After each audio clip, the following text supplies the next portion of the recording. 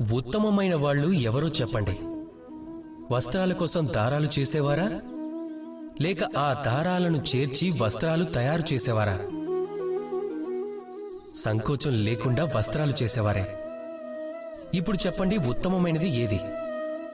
మట్టిని అంతటినీ సమకూర్చి ఒకే చోట ఉంచేవారా, లేక అదే మట్టితో ఒక బొమ్మని అందంగా తీర్చిదిద్దగలిగే ఆ కుమ్మరివాడా? సంకోచం లేకుండా కుమ్మరివాడే. ఇప్పుడు చెప్పండి, ఉత్తమమైన వాళ్ళు ఎవరు? దేవతల లేక దానవుల దళమా? ఎవరైతే అమృతం పొందటానికి ఈ ప్రపంచాన్ని మొత్తం కుదిపేశారో, లేక ఆ మహాదేవుడా? ఎవరైతే దాని నుంచి వెలువడిన విషాన్ని తన కంఠంలో నింపుకున్నారో? ఎటువంటి సంకోచం లేకుండా మహాదేవుడే.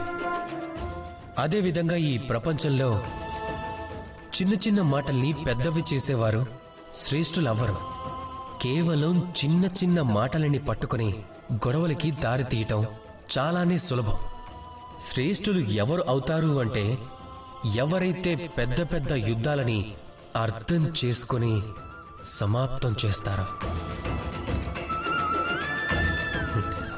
రాధాకృష్ణ.